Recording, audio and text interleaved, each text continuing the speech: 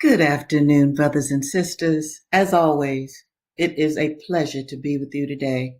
Now, before I actually get into the reading for today, I want to talk to you for a moment about something that's been on my heart. We are living at a time of genocide. Now, I've always talked to you about the genocide of the millions of red nations that were here in this country, in America, prior to the European invasion. I've talked to you about their genocide. Now, their genocide took place, right? The 19th century, even part of the 20th century, early. But the genocide of the red nations, Choctaw, Chickasaw, Crow, Comanche, we didn't see that. We only can read about it and maybe see some really, let's see, like kind of obscure documentaries in the later centuries, okay? But the genocide in Gaza, we see that. Now, one of the things that I didn't want to do right now is to talk about what's going on in contemporary times. I didn't want to do that because some very wonderful people who I have respected have been thrown off of YouTube because they were telling the truth. But it is no way in the world I could talk to you about the Native American Holocaust and not talk about the genocide that we actually see every day if we're looking at the proper medias. If we're looking at YouTube, if we're looking at X even, you'll see these genocides. The Israelis are committing genocide on the Palestinian people. And let me even say this to you too, okay? Malcolm X, when he was alive, visited Palestine. Oh, yes, he did. See, this apartheid system that our American government helps has been going on for a long time. And check this out. Huey P. Newton went there too. Oh, yes, he did. So this has been going on, not to this extent, for quite some time. But to see bombed babies, and I know that for many of you, you've not looked at it because it's too horrific. I can understand that. But notice in this series, I always talk to you about our relationship, right, to the earth. Okay? I've always talked to you about the energies that pass between us. Okay? That what the air carries, it's been Western scientifically proven. And even if we couldn't see it, we can see this because of the technological age in which we are all living. So, I'm going to get to the books, but that's been on my heart. Now, this is what I want to bring to your attention. Whatever you can do as an individual or a group to stop this madness that is being funded by the United States government, which means it's funded by you, your tax dollars, and everybody else's tax dollars in America. Figure out, I could tell you some things to do, but I'm not going to do that. You're an individual. Figure out how you can, individually or within a group, stop this genocide. Because we are living at this particular time, we cannot turn our eyes, nor should we, away from it. This is exactly, well, not exactly, because the cavalry and the United States Army didn't have bombs like this. They had cannons, which did the job to eradicate the red nations. But now it's bombs. And worse, these people are being starved deliberately. And by the way, that is the same tactic that the whites used against the Native Americans. Oh, yes, they did. They did a scorched earth policy. They confiscated land, right? So the farmers, because that's what they were. So the Native Americans couldn't grow food. And right now, people in Palestine are dying of starvation, in particularly children and babies. And that's what genocide lovers and perpetrators, that's what they want to do. Wipe out the seed. Who are they? Who are they? They're vampires. I won't go any further. I will say this. There is a brother on YouTube, Garland Nixon. Check out his show. And he's even an ex-detective. But check out what he has to say and the guests that be on his show. All right, brothers and sisters, I'm going to get into our episode today. And if you see me moving my head all around, like I'm still trying to keep the glare off of my glasses, but I need my glasses, right, in order to read to you. So today's episode is called Buck Breaking Fred Douglass, Reselling William, Revolutionary Dessa Drives Enslavers Crazy. Oh, now let's get to Fred. He's depressed. Okay, he's being buck broken by Mr. Covey. Okay, and what Fred is doing from my last episode, he's looking at the boats. He's looking at the boats go by. And he's wishing that he could be as free as they are to sail away. And that's called metaphor, where Fred actually sees himself as a ship or a boat. All right? Metaphor. I'm going to pick up where I left off on Tuesday. He says, is there any God? Why am I a slave? I will run away. I will not stand it, get caught or get clear. I'll try it. I had as well die with ague as the fever. I have only one life to lose. I had as well be killed running as die standing. I love that. Only think of it. 100 miles straight north and I am free. Try it. Yes, God helping me. I will. It cannot be that I shall live and die a slave. I will take to the water. This very bay shall bear me into freedom. The steamboat steered in a northeast course from North Point. I will do the same. And when I get to the head of the bay, I will turn my canoe adrift and walk straight through Delaware into Pennsylvania. When I get there, I shall not be required to have a pass. I can travel without being disturbed. Let but the first opportunity offer, and come what will, I am off. Meanwhile, I will try to bear up under the yoke. I am not the only slave in the world. Why should I fret? I can bear as much as any of them. Besides, I am but a boy, and all boys are bound to someone. It may be that my misery in slavery will only increase my happiness when I get free. There is a better day a coming.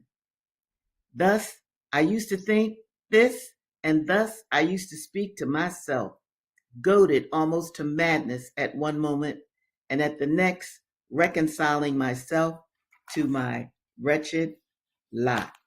I'm going to stop there because I also want to say to you, how does Fred get strength? How does he get strength? He calls on God. All right? Keep that in mind. First, he was very sad and upset and all that, which he should be. To be enslaved, to be with a buck breaker. Now, understand what the buck breaker is supposed to do. The buck breaker is supposed to take his spirit, take his energy, and literally turn him into a brute or an animal. Okay? And this is what Fred Douglass is fighting psychologically. All right. Now, that was written in 1845. The book I'm reading from for you now is William Wells Brown's narrative, and this is 1853. And like Fred, this is another boy slave. In fact, he's just been separated from his mother. He's never going to see his mother again. They both know that they are being sold to two different people. So this boy will never see his mother again. The mother will never see her children again. Okay. This is William talking now. I walked on shore. The bell was tolling. He's just left his mom. The boat was about to start. I stood with a heavy heart, waiting to see her leave the wharf. As I thought of my mother, I could but feel that I had lost, here comes a poem, the glory of my life, my blessing and my pride. I have forgot the name of slave when she was by my side. The love of liberty that had been burning in my bosom had well nigh gone out. I felt as though I was ready to die. Notice him and Fred, different time periods, same thoughts. The boat moved gently from the wharf, and while she glided down the river, I realized that my mother was indeed gone, gone, sold and gone to the rice swamp, dark and lone. After the boat was out of sight, I returned home, but my thoughts were so absorbed in what I had witnessed that I knew not what I was about.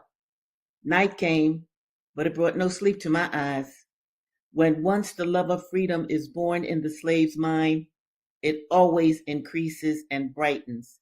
And William, having heard so much about Canada, where a number of his acquaintances had found a refuge and a home, he heartily desired to join them, building castles in the air in the daytime, incessantly thinking of freedom. He would dream of the land of liberty, but on waking in the morning would weep to find it but a dream. Another poem. He would dream of Victoria's domain, and in a moment he seemed to be there. But the fear of being taken away soon hurried him back to despair. Having been for some time employed as a servant in a hotel and being of a very active turn, William's new owner, see, he was sold to different people.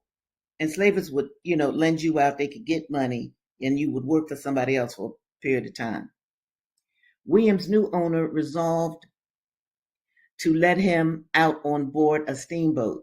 Consequently, the young slave was hired out to the steamer St. Louis, and soon after sold to Captain Enoch Price, the owner of that boat. Here he was destined to remain but a short period, as Mrs. Price wanted a carriage driver, and had set her heart upon William for that purpose. Scarcely 3 months had elapsed from the time that William became the property of Captain Price, ere that gentleman's family took a pleasure trip to New Orleans, and William accompanied them. From New Orleans, the family proceeded to Louisville. The hope of escape again dawned upon the slave's mind, and the trials of the past were lost in hopes for the future. The love of liberty, which had been burning in his bosom for years, and which at times had been well nigh extinguished, was now resuscitated. Hopes nurtured in childhood and strengthened as manhood dawned now spread their sails to the gales of his imagination. At night, when all around was peaceful, and in the mystic presence of the everlasting starlight, he would walk the steamer's docks, meditating on his happy prospects and summoning up gloomy reminiscences of the dear hearts he was leaving behind him. When not thinking of the future, his mind would dwell on the past, the love of a dear mother, a dear and affectionate sister, and 3 brothers yet living caused him to shed many tears. If he could only be assured of their being dead, he would have been comparatively happy. But he saw in imagination his mother in the cotton field, followed by a monster taskmaster, and no one to speak a consoling word to her. He beheld his sister in the hands of the slave driver, compelled to submit to his cruelty, or, what was utterly worse, his lust. Now, his sister, one of his sisters, she was sold to what I call an enslaver pimp. Understand that? Understand that? Where pimpism even comes from, where child sex trafficking comes from. And notice that he says, worse, the enslavers' lust. See, back then, the moral scale was much higher than it is now. Okay, people today, you meet somebody, you want to have sex, just have sex. But back during slavery, among many of the slaves, they had a moral code that has disappeared over the centuries. Now, but still, he was far away from them and could not do anything for them. If he remained in slavery, consequently, he resolved and consecrated the resolve with a prayer. Notice the pull, the call on God. You can't do this alone. You have to call on whatever force you believe sent you to earth. The resolve with the prayer that he would start to run away on the first opportunity. William Wells Brown. Yes. Now, for Dessa Rose, I don't know if y'all know, I'm just crazy about this girl, okay? Because she was a pregnant sister aboard. Let me just go here. We don't know how she did it. Girlfriend was on a coffle. This is a coffle. Male slaves in front, female slaves in back. The male slaves have their hands tied behind their back. So do the women. You see the white men on horseback. And in this picture, you even see a coffle. A violin. You see a man playing the violin in front.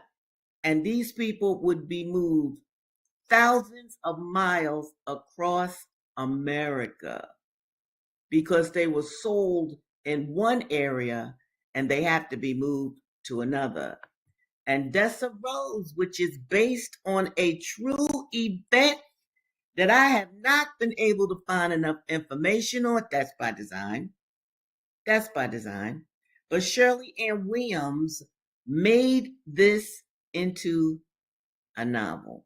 Bless her heart for that. All right, I'm going to start reading where I left off. Now remember, Dessa's pregnant. She's been caught. She's in a basement.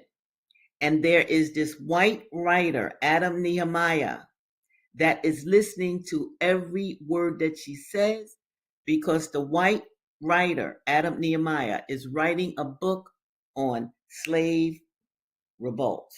So he's listening to Dessa. And more than likely, Dessa is talking to herself pretty much to keep her sanity.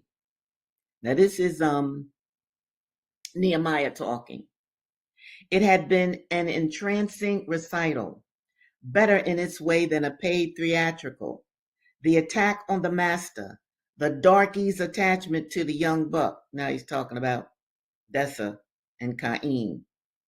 That conception or contraception route, all narrated with about as much expression as one gave to howdy, how you doing, with any passing stranger.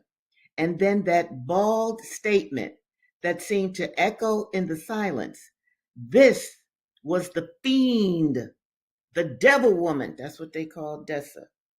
the devil woman, who had attacked white men and roused other niggers to rebel. She was the devil, them white folks thought, for her to do that, for her to stand up for herself, for her to resist, for her to influence others to resist. They called her the devil woman. Now, Nehemiah replaced the pen in the standish, seeing again the ghostly gleam of the darkie's eyes in the dimness, the bulky outline of her body. Remember now, she's pregnant. When would Who would think a female that far along in breeding, see, enslaved women, they didn't get pregnant. They were bred like animals, far along in breeding, capable of such savagery. He shook his head, chiding himself. He shouldn't be surprised, though the darky had no scars or marks of punishment except on her rump and the inside of her flanks, places only the most careful buyer was likely to inspect. These bespoke a history of misconduct. But the darky, according to the trial record, had been offered for sale at a bargain price, which Wilson jumped at because she'd attacked her master. And neither the attack nor scars were mentioned in the description in the Coffle Manifest. How many others on Wilson's ill-fated slave Coffle had carried a similar history, writ about their private? See, when an enslaved person is on the auction block and is inspected, rarely do they look at the buttocks or even the sides of the body. And this is where Dessa had been whipped. Nehemiah leaned back carefully in the rickety chair, a sense of well-being spreading through him. This case was likely to yield more toward his book on slave uprisings than he had hoped. The obvious complicity between slave trader and slave owner in the resale of a dangerous slave was a theme worth investigating. It was the nature of the Negro trader to buy cheap and sell dear, and warrant anyone that could move as likely or sound.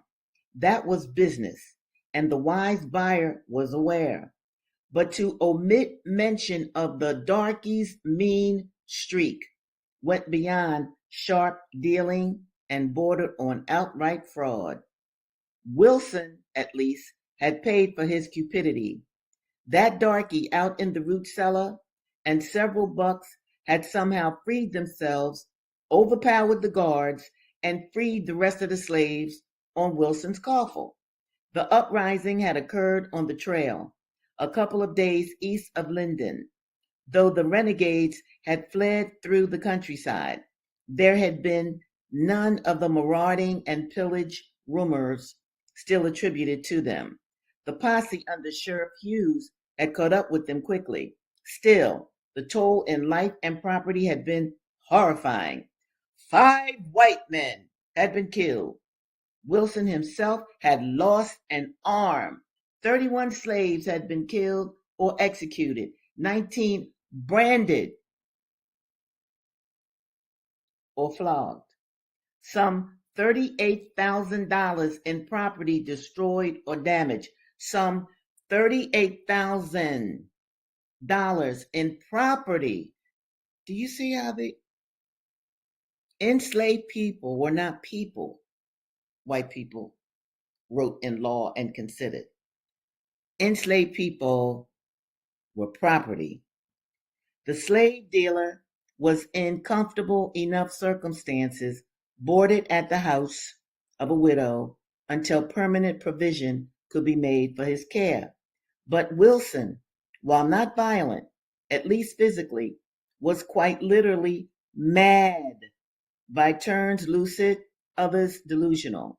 He could give a complete catalog of the names, dates, and places of purchase, the price paid for most of the 100 or so slaves in his coffle, a crackle of laughter, or perhaps only the blinking of an eye, he would be plunged into tears and raving. Then he would call out to one or another of his companions on that ill-starred journey, or to Nate, the lone Negro driver on the coffle, who had died protecting him. Or, "Step lively there," he would cry, there, confidentially. "Lively, niggers, sing, niggers. Help 'em raise a song, Nate." Most often, Wilson cursed the darky, "that treacherous nigger bitch," and her cohorts, "fiends, devils," or "stop the bloody bastard. Nate, stop the bloody bastard," his empty right sleeve waving as the nub within it jerked. It was an affecting spectacle to see a white man so broken by niggers went quite against the grain, and Wilson, raving or lucid, blamed his condition on that darky in the cellar. He was obsessed with seeing and selling the kid she carried. A pickaninny that young would be more trouble than it was worth, but the court, fearing for Wilson's sanity, had delayed the darky's execution until after she whelped. Now, notice again the words that are used. She's not going to deliver a baby, right? She is whelped. She's going to be whelped. She is called a breeder, not a pregnant woman. So you see, when you distance yourself from other people who are not like you, then you don't really think about how much they are suffering because you are too involved in the profit that you are going to make from the sale of such people. And I'm going to absolutely remind you all that I really want you to share these videos with not just yourself and your friends, but your children. It is imperative that we understand, as Black people in particular, what went on within our ancestral line. That is very key because often Black people today will try to brush that off. Oh, it was a long time ago, because it's too painful for us to really keep considering. But we must keep considering it because it absolutely happened. And we must look at the dimensions of the war on Black people because this was war. Dessa rose up, okay? Freed some other brothers on the coffle, and they took some white lives. And the white people went nuts. This is even why they have invented all kinds of torture tools during that time period to keep the enslaved people enslaved. They used fear tactics. They would indeed beat a slave and have all the other slaves watching, especially if that enslaved person had children. I read another book. It's called The Delectable Negro. It's so awful, I don't even know if I'm going to read that to you. But the point is this. One enslaver, one of his male slaves ran away, and the male slave had a child. The enslaver, when the guy was caught, told his young son, cut off your father's foot. Now, you know that the young son didn't want to do that. You know he didn't want to do that, right? I'm trying to get another banner. The master said, if you don't cut off your father's foot, I'm going to cut off your foot. Now, what kind of hell, psychological hell, does that put in that child? I just want you to think about these things. And I also want you to consider what I talked about when I opened up today, the episode today about Gaza. Because, see, we are living through a genocide. And if we stay quiet, the blood suckers, the blood lusters will continue their merciless killing of a race of people. So I'm not going to tell you what to do. I leave that between you and your God. But I do want you to do something. I urge you to do something. I would say more, but I really would like to keep this series going for as long as I can. And as I said to you before, some good, very intelligent people have been booted off of YouTube just for speaking a truth that is similar and much more detailed than what I'm sharing with you today. Well, brothers and sisters, it's always so good to be with you. And I will absolutely see you next Tuesday, same time, same place. This is Readings with Regina, and I encourage you, look at these videos repeatedly. There might be words that you don't necessarily understand, or you might not even understand everything that I'm saying. See, for the brain to really enhance material, for it to really to grow intellectually, then not only are you to learn new things, but you are to repetitively learn them until they are ingrained in your brain. Brothers and sisters, I love you dearly. You know, I pray for you every morning and every evening before I turn into sleep. So, my beloved, I will see you next Tuesday. And in the meantime, do take really good care of yourself and think about all that I have shared with you today. Bye now.